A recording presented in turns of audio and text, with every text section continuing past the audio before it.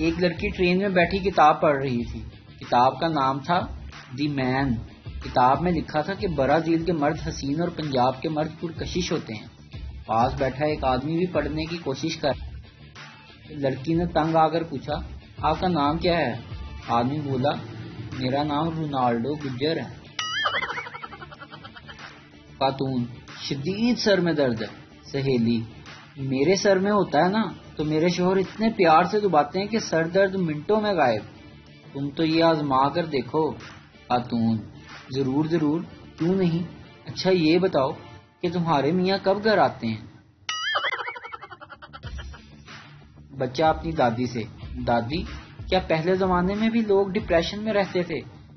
دادی بولی، نہیں بیٹا، ہم تو اپنے گھروں میں ہی رہتے تھے، اس وقت اتنے پیسے کہاں ہوتے تھے؟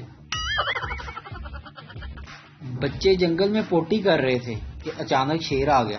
پہلا بچہ، چھوٹو تو ڈر تو نہیں رہا؟ دوسرا بچہ، نہیں میں تو نہیں ڈر رہا۔ پہلا بچہ، تو پھر اپنی دھو میری کیوں دھو رہا ہے؟ کسی کی عیادت کرتے ہوئے، امریکن، گیٹ ویل سون۔ برطانوی، تم جلدی ٹھیک ہو جاؤ گے۔ اور پاکستانی، ہمارے محلے میں بھی ایک بندہ اسی بیماری سے مرا تھا۔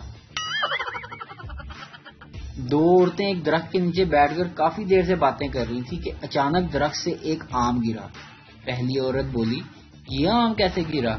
دوسری عورت بولنے ہی والی تھی کہ آم ہاتھ جوڑ کر بولا، خدا کے لیے چپ ہو جاؤ، پک گیا ہوں تم دونوں کی باتیں سن سن کر۔